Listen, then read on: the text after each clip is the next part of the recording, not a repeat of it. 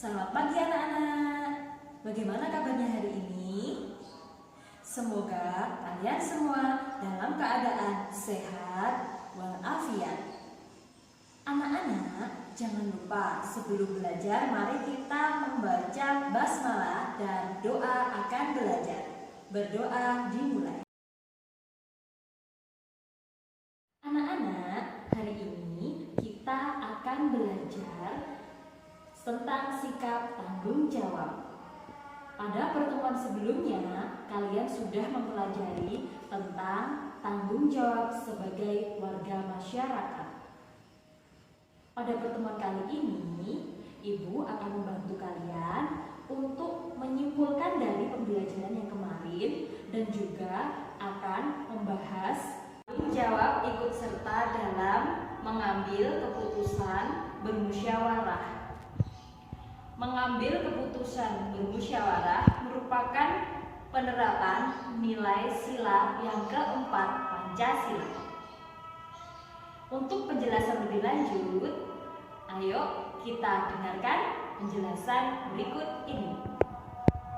Dari materi tanggung jawab kemarin dapat kita simpulkan bahwa tanggung jawab merupakan sikap terpuji. Orang yang bertanggung jawab dapat dikatakan sebagai orang yang berkarakter. Tanggung jawab sebagai warga masyarakat adalah tugas dan kewajiban yang harus dilaksanakan seseorang dalam kedudukannya sebagai warga masyarakat. Hidup bersama dalam masyarakat sangatlah penting, karena setiap orang tidak bisa hidup tanpa orang lain, sehingga manusia disebut sebagai makhluk sosial. Makhluk sosial adalah makhluk yang tidak dapat hidup sendiri. Anak-anak, sebagai seorang siswa yang bertanggung jawab, kalian harus selalu mengerjakan tugas dan kewajiban dengan tepat waktu dan dengan kesadaran sendiri, baik tugasnya dalam belajar, beribadah, dan membantu orang tua. Untuk lebih jelas lagi tentang penerapan tanggung jawab dalam keluarga, anak-anak dapat membaca cerita pendek yang berjudul Tanggung Jawab Ade. Perhatikan teks bacaan berikut ini.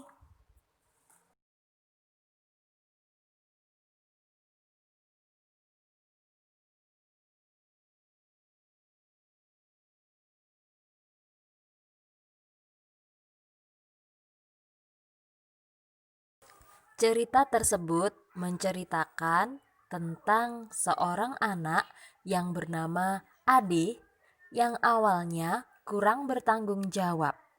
Tetapi setelah melihat kenyataan yang ada di sekelilingnya dan juga di seluruh keluarganya, Ade menjadi sadar dan ikut bertanggung jawab terhadap keluarganya. Anak-anak, setelah kalian sudah memahami tanggung jawab sebagai masyarakat, marilah kita mempelajari materi berikutnya, yaitu mengambil keputusan dengan musyawarah. Setiap warga masyarakat mempunyai tanggung jawab ikut serta dalam mengambil keputusan bersama. Keputusan bersama adalah suatu keputusan yang sudah ditetapkan berdasarkan pertimbangan, pemikiran, dan pembahasan yang matang. Keputusan bersama harus dilaksanakan dengan rasa penuh tanggung jawab. Pengambilan keputusan harus didasarkan pada beberapa nilai penting agar semua pihak yang terlibat merasakan keadilan. Nilai-nilai tersebut ialah 1. Nilai kebersamaan. 2. Nilai kebebasan mengemukakan pendapat. 3. Nilai menghargai pendapat orang lain. 4. Nilai jiwa besar serta lapang dada melaksanakan hasil keputusan dengan rasa penuh tanggung jawab. Ciri-ciri musyawarah untuk mufakat antara lain sebagai berikut. 1. sesuai dengan kepentingan bersama. 2. Usul atau pendapat yang disampaikan mudah dipahami dan tidak memberatkan. 3. Dalam musyawarah, pertimbangan moral lebih diutamakan dan bersumber dari hati nurani yang jujur. 4. Pembicaraan harus dapat diterima dengan akal sehat dan sesuai dengan hati nurani. Prinsip-prinsip dan aturan musyawarah, yaitu 1.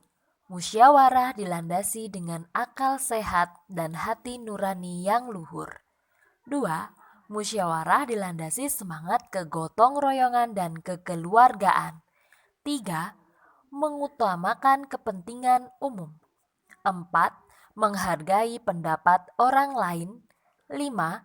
Keputusan yang diambil harus dapat dipertanggungjawabkan secara moral kepada Tuhan Yang Maha Esa. 6. Melaksanakan keputusan bersama dengan dilandasi itikat baik dan penuh rasa tanggung jawab. Tata cara dan persyaratan musyawarah antara lain sebagai berikut. 1. Peserta musyawarah harus hadir sebelum musyawarah dimulai. 2. Musyawarah dimulai jika peserta musyawarah telah mencapai quorum. 3.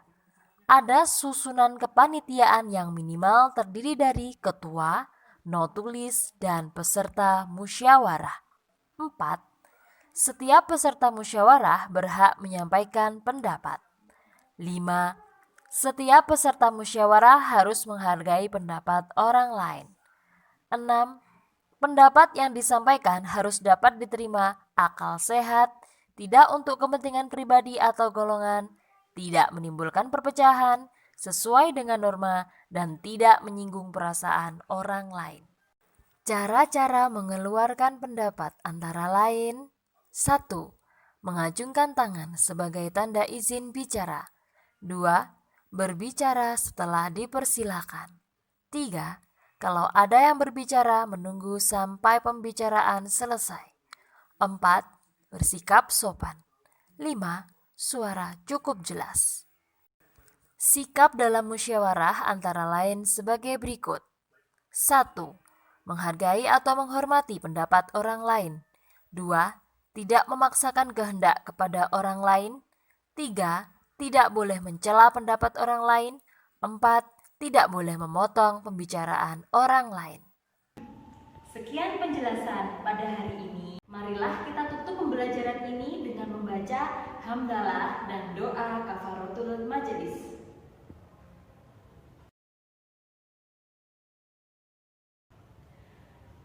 Sampai jumpa di pertemuan berikutnya. Wassalamualaikum warahmatullahi wabarakatuh.